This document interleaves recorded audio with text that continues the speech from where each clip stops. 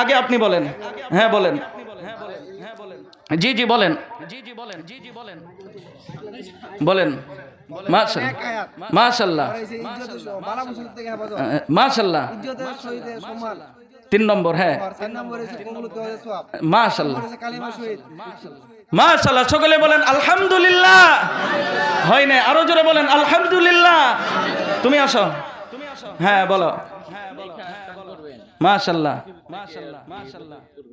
মাশাআল্লাহ। হ্যাঁ মাশাআল্লাহ।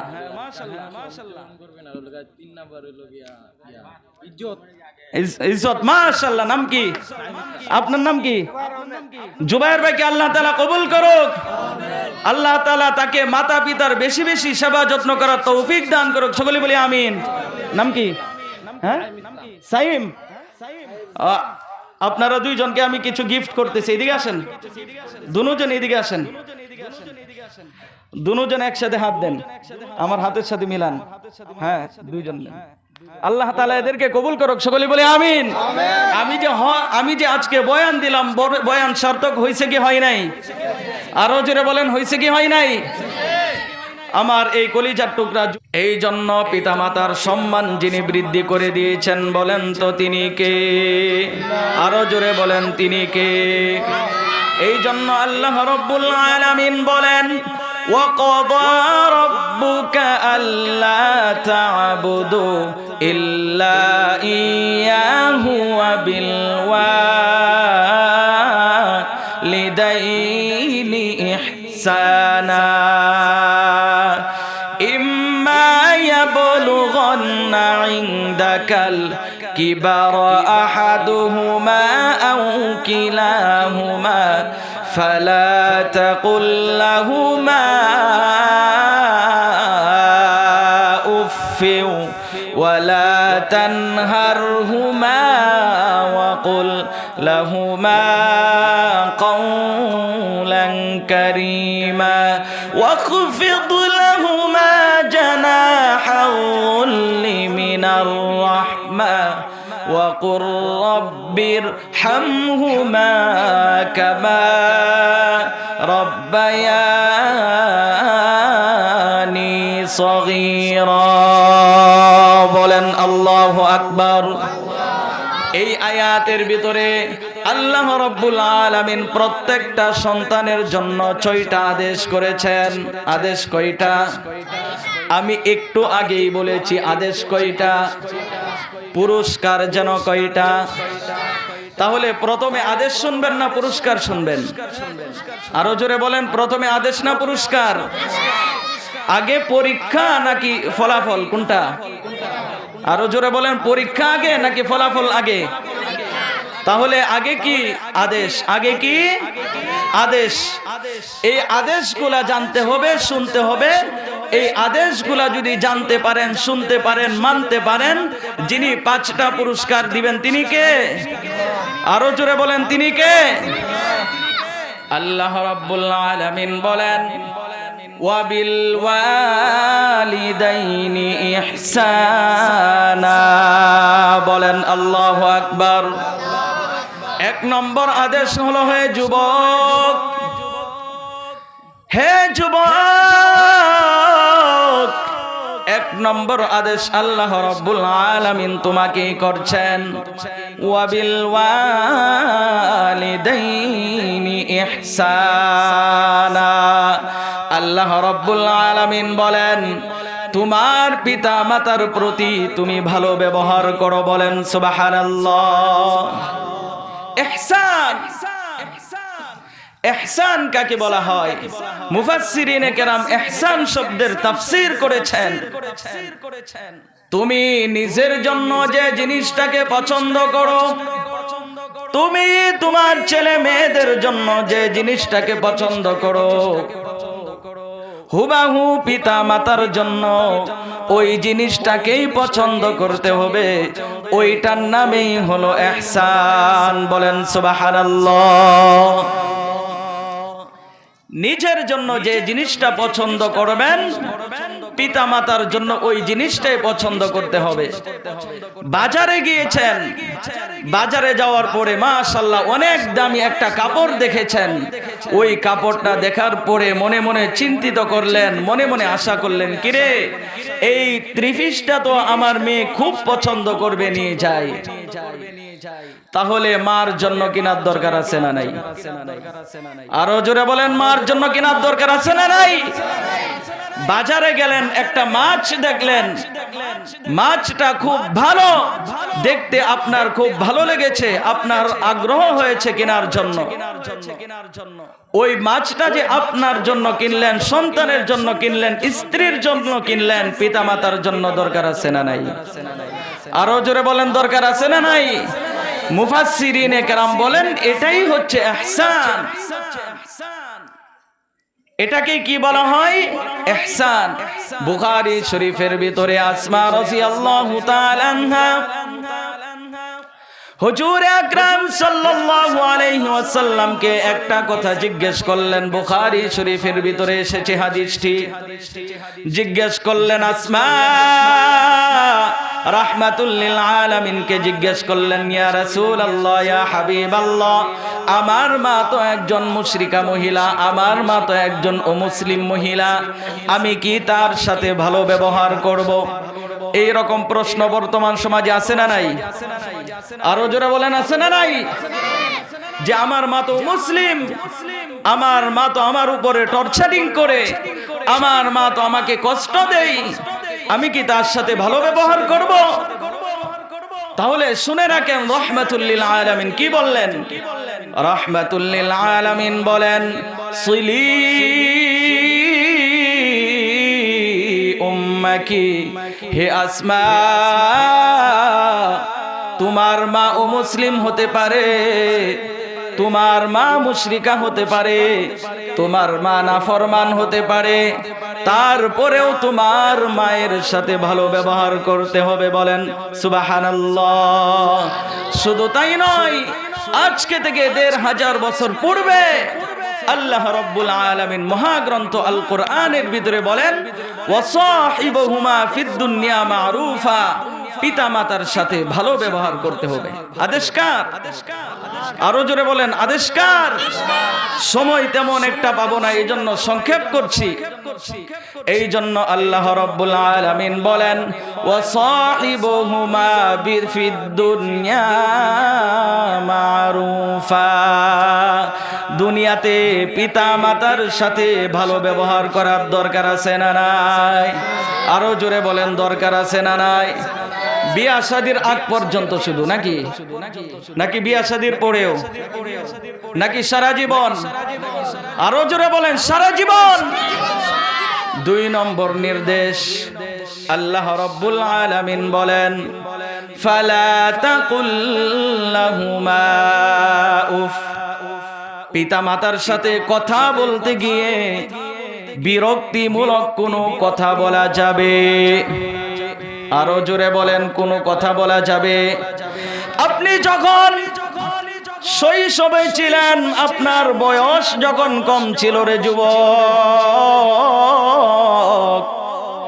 আপনি একটা কথা একবার নয়, 2 বার নয়, বারবার জিজ্ঞেস করেছেন, কিন্তু এরপরেও আপনার মা কিন্তু বিরক্ত হয় নাই, আপনার বাবা কিন্তু বিরক্ত হয় নাই।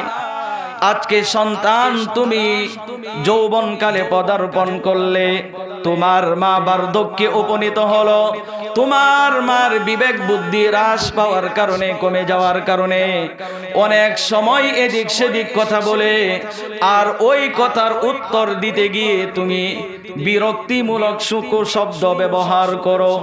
এটা করা যাবে? আরো জোরে বলেন, করা যাবে? এই জন্য আল্লাহ রাব্বুল আলামিন 2 নম্বর নির্দেশ দেন, ফালা তাকুল লাহুমা উফ। পড়েন আল্লাহু আকবার। পিতা মাতার সাথে কথা বলতে গিয়ে বিরক্তিমূলক কোনো শব্দ ব্যবহার করা যাবে? আরো জোরে বলেন, করা যাবে? 3 নম্বর নির্দেশ, আল্লাহ রাব্বুল আলামিন এই আয়াতের ভিতরে 3 নম্বর নির্দেশ দেন, ওয়ালা তানহারহুমা। পিতা মাতার সাথে কথা বলতে গিয়ে ধমক দেওয়া যাবে। আরো জোরে বলেন ধমক দেওয়া যাবে। আরো জোরে বলেন ধমক দেওয়া যাবে। অনেক বেয়াদব তো এইরকম আছে, অনেক হতভাগা তো এইরকম আছে, পিতা মাতাকে শুধু ধমক দিয়ে শেষ নয়, বন্ধু বান্ধবের সাথে আড্ডা দিবে, এই জন্য টাকা লাগবে, গিয়ে বলে আব্বু আমাকে টাকা দাও, আম্মু আমাকে টাকা দাও। মা বলে বাবা টাকা নাই, টাকা নাই। বলে না, টাকা দিতে হবে, টাকা দিতে হবে, না হয় কিন্তু চেয়ার ভেঙে ফেলবো, না হয় কিন্তু টিভি ভেঙে ফেলবো, না হয় কিন্তু সুকেস ভেঙে ফেলবো। আছে না নাই? আরো জোরে বলেন আছে না নাই? আপনারা বলেন আর নাই বলেন, আজকে থেকে 1500 বছর পূর্বে এই কথা যিনি বলে দিয়েছেন তিনি কে? আরো জোরে বলেন তিনি কে? এই জন্য বন্ধু বান্ধবের সাথে আড্ডা দিতে গিয়ে টাকার জন্য পিতা মাতাকে কষ্ট দেওয়া যাবে। আরো জোরে বলেন ধমক দেওয়া যাবে। হে যুবক, হে যুবক, তোমার পিতা মাতা তোমার জন্য কতটুকু কষ্ট করেছে কোন ভাষায় বোঝামু? এই জন্য কিছুটা সহজ হয়েছে। মা হাসপাতালে যায়, তোমার মতো সন্তানকে প্রসব করতে গিয়ে মা হাসপাতালে যায়, বাবা হাসপাতালে যায়। দুইজন হাসপাতালে যাওয়ার পরে ডাক্তারি পেইডের ভিতরে সাইন করে যে আমি মা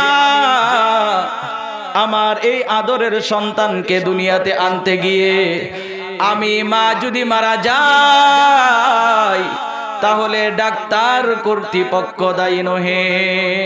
লেখা থাকে না? অবশ্যই লেখা থাকে। এখন প্রশ্ন হচ্ছে, এত সুন্দর বডি, এত সুন্দর চেহারা কেউ কাটবে? হ্যাঁ, মা ছাড়া আর কেউ কাটবে? আপনি যদি বলেন হে অমুক মা অমুক বোন আপনাকে 1 কোটি টাকা দিব, বিনা কারণে বিনা প্রয়োজনে আপনি আপনার চেহারা, আপনি আপনার পেটটা কাটেন, অপারেশন করেন, করবে? বলবে যে আরে পাগলা কুত্তা কামড়াইছে মনে হয়। বলবে কিনা বলেন? অবশ্যই বলবে। কিন্তু মা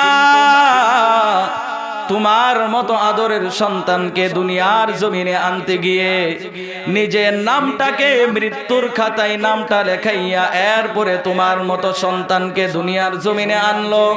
তোমার মতো সন্তানকে দুনিয়ার জমিনে আনার পরে এবার তুমি তোমার মাকে কষ্ট দাও, তুমি তোমার বাবাকে কষ্ট দাও।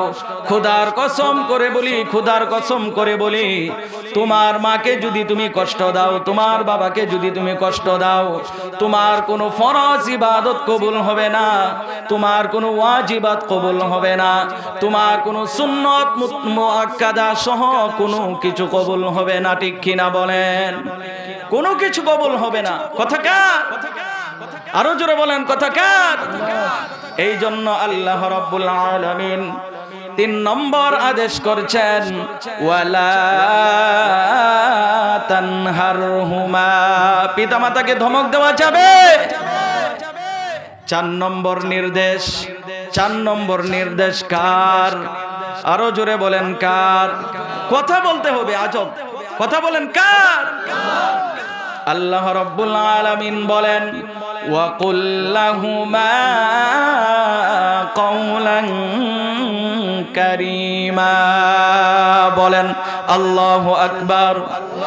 হে যুবক, পিতা মাতার সাথে যদি তুমি কথা বলতে চাও, পিতা মাতার সাথে যদি তোমার কথা বলতে হয়, আল্লাহ রাব্বুল আলামিন বলেন কাওলান কারীমা। সম্মান দিয়ে কথা বলতে হবে। কিভাবে? সম্মান দিয়ে। সম্মান কি? শাশুড়ির সাথে যে রকম মিষ্টি মিষ্টি ভাষায় কথা বলো,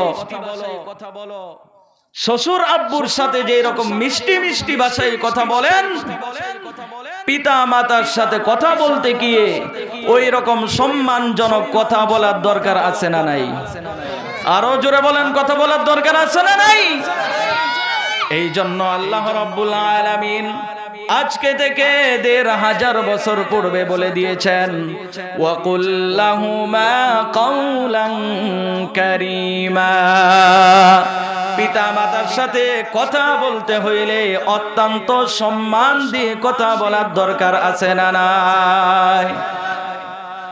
৫ নম্বর নির্দেশ হলো আল্লাহ রাব্বুল আলামিন বলেন, ওয়াখফিদ লাহুমা জানাহাল যুল্লি মিনার রাহমা ওয়াখফিদ লাহুমা জানাহাল যুল্লি মিনার রাহমা। হে যুবক, আল্লাহ রাব্বুল আলামিন ৫ নম্বর আদেশটা কি করতেছেন গভীর মনোযোগ দিয়ে শুনুন।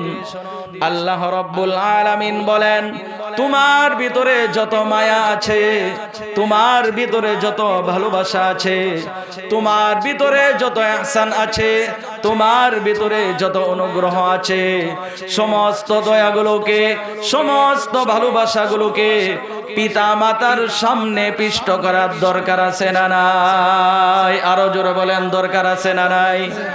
এই জন্য আল্লাহ রাব্বুল আলামিন বলেন, ওয়াখফিদ লাহুমা জানাহাল যুল্লি মিনার রাহমাহ ওয়া কুর রাব্বিরহামহুমা কামা রাব্বায়ানি সগীরা। বলেন আল্লাহু আকবার। আল্লাহ রাব্বুল আলামিন বলেন, তোমার ভিতরে যত দয়া আছে, মায়া আছে, ৫ নম্বর পিতামাতার সম্মানার্থে উনাদের পদতলে পিষ্ট করে দিতে হবে। কত নম্বর? আরো জোরে বলেন, কত নম্বর? ৬ নম্বর রব্বে কারীম বলেন, সকলে পড়েন, রব্বিরহামহুমা কামা রাব্বায়ানি সগীরা। বলেন আল্লাহু আকবার। আরো জোরে বলেন আল্লাহু আকবার। আল্লাহ রাব্বুল আলামিন প্রত্যেকটা সন্তানকে দোয়া শিক্ষা দিয়েছেন। আল্লাহ রাব্বুল আলামিন বলেন, হে দুনিয়ার সন্তান, তুমি যখন নামাজ পড়বে, নামাজের পরে দোয়া করতে গিয়ে বলবে, রব্বিরহামহুমা কামা রাব্বায়ানি সগীরা। এর অর্থ হলো, আল্লাহ তুমি আমার পিতামাতার সাথে ওই রকম ব্যবহারই করো, ওই রকম রহমই করো যে রকম ছোটবেলা তারা আমাদের সাথে রহম করেছিলেন। কেমন রহম? মুফাসসিরিনে কেরাম বলেন, হে সন্তান, হে যুবক, তুমি যখন ছোট ছিলে, তুমি যখন অসুস্থ ছিলে, তোমার পিতা মাতা পাগলের মতো হয়ে গিয়েছিল। কখনো এই ডাক্তারের কাছে, আবার কখনো ওই ডাক্তারের কাছে, আবার কখনো অমুক হুজুরের কাছে, আবার কখনো তমুক হুজুরের কাছে, আবার কখনো অমুক কবিরাজের কাছে, আবার কখনো তমুক কবিরাজের কাছে পাগলের মতো হয়ে গিয়েছিলেন। বারবার আসা যাওয়া করেছিলেন, গিয়ে বলেছিলেন, ডাক্তার সাহেব, আমার সন্তান অসুস্থ, আমার সন্তান অসুস্থ, আমার সন্তানের জন্য আমি মা পেরেশান, আমার সন্তানের জন্য আমি বাবা পেরেশান। ডাক্তার সাহেব, আমার সন্তানকে দ্রুত চিকিৎসার ব্যবস্থা করে দেন। শুধু তাই নয়, শীতকালে সন্তান, তুমি যখন রাত্রে পেশাব করে দিয়েছিলে, নিচে কম্বল, নিচে তোশক, উপরে কম্বল, তুমি যখন রাত্রে যখন পেশাব করেছিলে, টয়লেট করেছিলে, তোমার মা, তোমার বাবা তোমাকে কতটুকু ভালোবাসে সন্তান, শুনে নাও, জেনে নাও। তোমাকে ভালো ভালো গরম গরম কম্বলের উপরে নিচে শুয়াইছে, আর ওই ভিজা কম্বল এবং তুষকের উপরে নিচে তোমার পিতামাতা ঘুমাইছে। এরপরেও তারা গভীর শীতের ভিতরে, প্রচন্ড শীতের ভিতরে তারা নিজেরা নিজেদের কষ্টকে অনুভব করে নাই। এর একমাত্র কারণ হলো আমি এই সন্তানকে ভালোবাসি আর মহাব্বত করি। বলেন সুবহানাল্লাহ। এই জন্য আল্লাহ রাব্বুল আলামিন বলেন রব্বিরহামহুমা কামা রব্বায়ানি সগীরা। বলেন আল্লাহু আকবার। তাহলে আদেশ গেল কয়টা? আরো জোরে বলেন কয়টা গেল? আরো বিস্তারিত আলোচনা করতাম, তেমন সময় নেই। তাহলে আদেশ কয়টা? পুরস্কার কয়টা? এই পুরস্কারগুলো আমি বলবো, যে এই পুরস্কারগুলো আমি বলার পরে এখান থেকে যে বলতে পারবেন আজকে আমি তাকে পুরস্কার দিয়ে এরপরে আমি ঢাকায় যাব। পুরস্কার নিবেন তো ইনশাআল্লাহ? কে নিতে পারবেন? হাত তুলেন ইনশাআল্লাহ। আল্লাহ তাআলাকে দেখান, সকলেই হাত তুলেন। হে আল্লাহ, তুমি আমাদের সকলের হাতগুলোকে কবুল করো। সকলে বলেন আমিন। হাত নামান।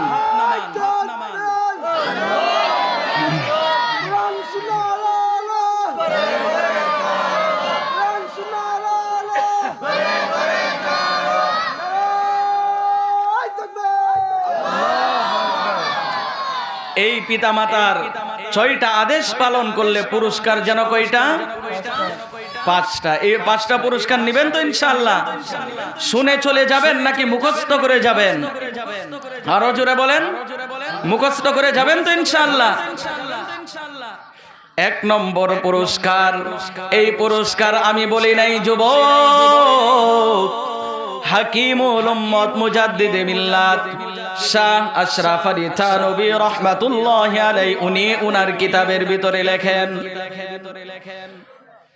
প্রত্যেকটা সন্তান যখন উক্ত 6টা আদেশ পালন করবে, ওই 6টা আদেশ পালন করার পরই আল্লাহ তাআলা প্রত্যেকটা সন্তানদেরকে দুনিয়ার জমিনে 5টা পুরস্কার দিয়ে দিবেন। বলেন সুবহানাল্লাহ। থানভী রাহমাতুল্লাহি আলাইহির বক্তব্য, তার ভিতরে 1 নম্বর পুরস্কার জানার দরকার আছে না নাই? আরো জোরে বলেন, জানার দরকার আছে না নাই?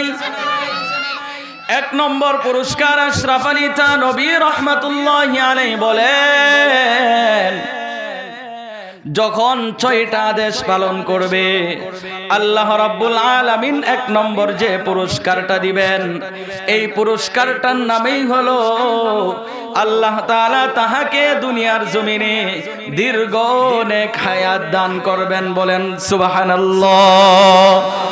আরো জোরে বলেন সুবহানাল্লাহ। দীর্ঘ নেক হায়াত দান করবেন। যুবক, আপনি আজকে অসুস্থ হয়ে যান, আপনি আজকে যদি অসুস্থ হয়ে যান, আপনার স্ত্রী কেঁদে কেঁদে বলবে, হায় রে আমার স্বামী অসুস্থ, আমাকে কানের জিনিস কে কিনে দিবে, আমাকে হাতের জিনিস কে কিনে দেবে, আমাকে বাজার করে এরপরে আমাকে কে খাওয়াবে, আমার সন্তানগুলাকে কে দেখাশোনা করবে। আর মা বলবে, হে আল্লাহ, আমার এই সন্তানকে তুমি দুনিয়ার জমিনে সুস্থ করে দাও, এবং প্রয়োজন হলে আমি মাকে তুমি দুনিয়ার জমিন থেকে উঠাইয়া নাও। সুবহানাল্লাহ পড়েন। এইটাই হচ্ছে মার ভালোবাসা আর স্ত্রীর ভালোবাসা। স্ত্রী বলবে, আমাকে কানের জিনিস কিনে দিবে কে, হাতের জিনিস কিনে দিবে কে, আমাকে মোহনগঞ্জে নিয়ে এরপরে মার্কেটিং করে দিবে কে। আর মা বলবে যে আমার এই সন্তানটাকে আল্লাহ তুমি বাঁচাও, এবং আমার মাথায় যত পরিমাণ চুল আছে ওই পরিমাণ চুলের সম পরিমাণ হায়াত তুমি আমার সন্তানটাকে দিয়ে দাও। সুবহানাল্লাহ পড়েন। এই জন্য আশরাফ আলী থানভী রহমাতুল্লাহি আলাইহি বলেন, উক্ত 6টা আদেশ যখন প্রত্যেকটা সন্তান পালন করবে, 1 নম্বর পুরস্কার হলো আল্লাহ রাব্বুল আলামিন ওই সন্তানকে দুনিয়াতে দীর্ঘ হায়াত দান করে দিবেন। বলেন সুবহানাল্লাহ। তাহলে 1 নম্বর কি? 1 নম্বর কি? সকলেই বলে 1 নম্বর কি? নেক হায়াত। আশরাফ আলী থানভী রহমাতুল্লাহি আলাইহি বলেন, 2 নম্বর পুরস্কার কি? আশরাফ আলী থানভী রহমাতুল্লাহি আলাইহি বলেন, এই দুনিয়ার জমিনে প্রত্যেকটা সন্তানকে বালা মুসিবত থেকে যিনি হেফাজত করে দিবেন, বলেন তো তিনি কে? আরো জোরে বলেন তিনি কে? আপনি সফর করার জন্য মোহনগঞ্জ থেকে এরপরে ঢাকার উদ্দেশ্যে বের হইলেন। মোহনগঞ্জ থেকে ঢাকার উদ্দেশ্যে বের হয়ে গেলেন। ঢাকার উদ্দেশ্যে যেই বের হইলেন, ময়মনসিংহ পর্যন্ত গেলেন, বাইপাস গেলেন। এবার বাইপাস যাওয়ার পরে দেখলেন আপনার সামনের এবং পিছনের অনেক গাড়ি, 2-1টা গাড়ি অ্যাক্সিডেন্টের মাধ্যমে অনেকেই মারা গিয়েছে, অনেকেই আহত হয়েছে। ইভেন আপনি যে গাড়িতে ছিলেন ওই গাড়িতেও অনেকেই আহত হয়েছে, অনেকেই মারা গিয়েছে, কিন্তু আপনার কোনো সমস্যা হয় নাই, আপনার কোনো সমস্যা হয় নাই। এর একমাত্র কারণ কি রে যুবক? এর একমাত্র কারণ হইল আপনি মোহনগঞ্জ থেকে যখন ঢাকার উদ্দেশ্যে রওনা হয়েছিলেন, আপনার মা 2 রাকাত নফল নামাজ পড়ে বলেছিলেন, আল্লাহ,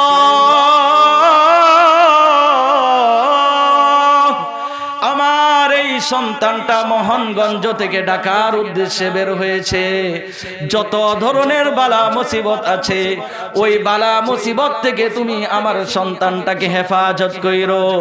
এই যে আপনার মা যখন দোয়া করলেন, এই দুয়ার বদৌলতে, এই দুয়ার উসিলা করে আপনি বালা মুসিবত থেকে বেঁচে গেলেন। বলেন সুবহানাল্লাহ। অহরহ ঘটনা ঘটছে এরকম। কয়টা বলবো আমি আপনাদেরকে? অনেক ঘটনা ঘটছে। আমি আপনাদেরকে একটা এক্সাম্পল দিয়ে গেলাম কেবল। তাহলে 2 নম্বর কি যেন?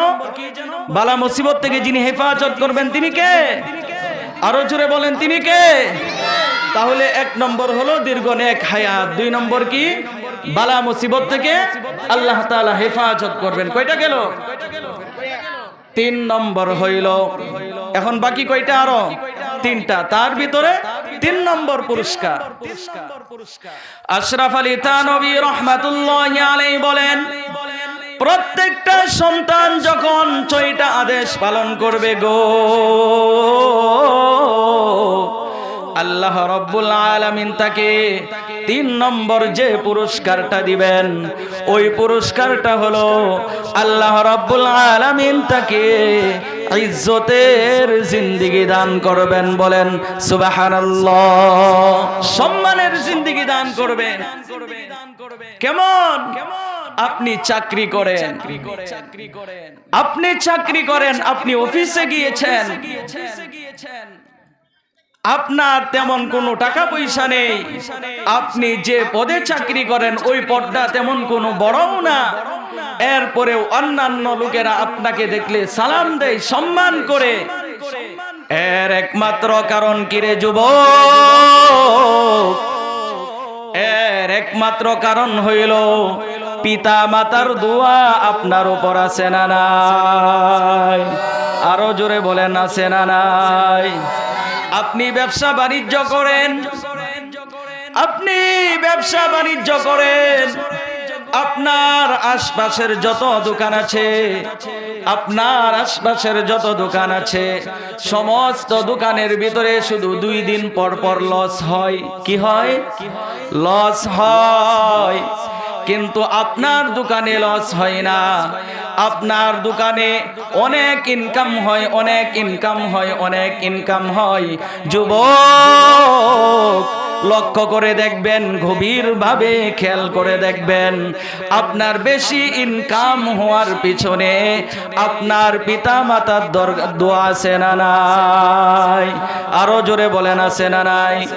এই জন্য আশরাফ আলী থানভী রাহমাতুল্লাহি আলাইহি বলেন, যারা তাদের পিতা মাতার 6টা আদেশ পালন করবে, আল্লাহ রাব্বুল আলামিন তাদেরকে 3 নম্বর যে পুরস্কারটা দিবেন, ওই পুরস্কারটা হলো আল্লাহ রাব্বুল আলামিন তাকে ইজ্জতের জিন্দেগি দান করবেন।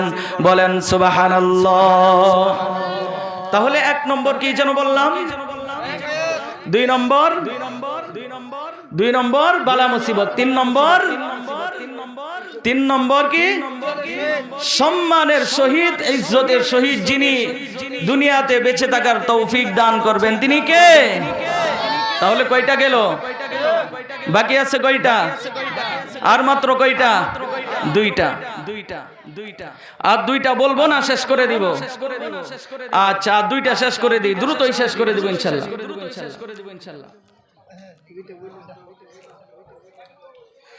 আচ্ছা, 2টা বলে দেই, কি বলেন?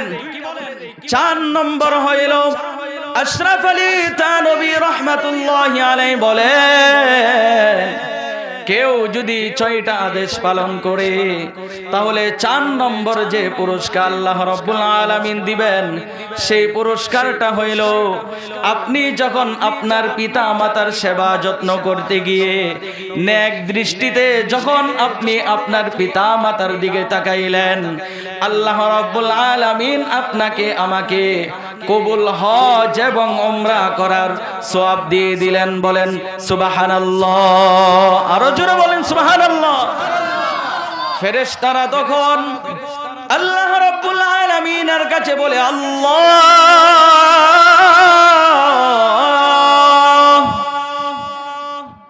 অমুক গ্রামের অমুক ব্যক্তি, সে সব সময় তার মার সাথে ভালো ব্যবহার করে, তার বাবার সাথে ভালো ব্যবহার করে, ভালো ব্যবহার করতে গিয়ে তার মায়ের দিকে নেক দৃষ্টি দিয়ে তাকায়। এই নেক দৃষ্টি দিয়ে তাকানোর কারণে তার যেহেতু নফল হজের সওয়াব হচ্ছে, উমরার সওয়াব হচ্ছে। আল্লাহ, আমরা ফেরেশতারা তোমার কাছে দরখাস্ত করতেছি, ওই ব্যক্তিকে মক্কা মদিনায় এনে, ওই ব্যক্তিকে মক্কা মদিনায় এনে হজ করার তৌফিক দান করেন। বলেন সুবহানাল্লাহ। আর আল্লাহ তাআলা যখন কাউকে হজের জন্য মক্কা মদিনায় কবুল করেন, টাকা পয়সার দরকার আর আছে? আরো জোরে বলেন, টাকা পয়সার দরকার আছে? এই জন্য পিতামাতার প্রতি যখন আপনি নেক দৃষ্টি দিয়ে সেবা যত্ন করবেন, আবার এটাকে বাধ্যতামূলক করা যাবে না, হাইরে না করলে তো হবে না। আপনি যখন আপনার জায়গা থেকে আগ্রহশীল হয়ে, খুশি হয়ে আপনার পিতামাতার চেহারার দিকে তাকাইয়া নেক দৃষ্টিতে আপনার পিতামাতার যখন খেদমত করবেন, সেবা করবেন, পিতামাতার দিকে নেক দৃষ্টি দেওয়ার কারণে কবুল হজ এবং উমরার সওয়াব যিনি দিয়ে দেন, তিনি কে? আর এইটাকে কেন্দ্র করে ফেরেশতারা বলতে থাকে, আল্লাহ, অমুক ব্যক্তির যেহেতু নফল হজ এবং উমরার সওয়াবের অভাব নাই, তাহলে ওই ব্যক্তিকে মক্কা মদিনায় এনে হজ করার তৌফিক দিয়ে দাও। সুবহানাল্লাহ পড়েন। তাহলে কয়টা গেল? তাহলে 4 নম্বর হলো কি? হজ করার তৌফিক দান করবেন কে? তাহলে 1 নম্বর কি বললাম? 2 নম্বর বালা মুসিবত, 3 নম্বর ইজ্জতের জিন্দেগি, 4 নম্বর হজ, কবুল হজ, 5 নম্বর আশরাফ আলী থানভী রাহমাতুল্লাহি আলাইহি, আশরাফ আলী থানভী রাহমাতুল্লাহি আলাইহি উনি ওনার কিতাবের ভিতরে লেখেন, কেউ যদি 6টা আদেশ পালন করে, আল্লাহ রাব্বুল আলামিন তাকে 5 নম্বর যে পুরস্কারটা দিবেন, ওই পুরস্কারটার নাম হলো ওই ব্যক্তি যখন ইন্তেকাল করবে, ইন্তেকালের পূর্ব মুহূর্তে তার জবানের ভিতরে কালিমায়ে তয়্যিবা পড়েন, লা ইলাহা ইল্লাল্লাহু মুহাম্মাদুর রাসূলুল্লাহ। বলেন আল্লাহু আকবার। এই কালিমা ওই ব্যক্তির নসিব করে দিবেন, বলেন সুবহানাল্লাহ। মৃত্যুর সময় কালিমা নসিব করে দিবেন। তাহলে কয়টা যেন বললাম পুরস্কার? কয়টা যেন বললাম পুরস্কার? 1 নম্বর কি, 2 নম্বর, 3 নম্বর ইজ্জতের জিন্দেগি, 4 নম্বর কবুল হজের সওয়াব, 5 নম্বর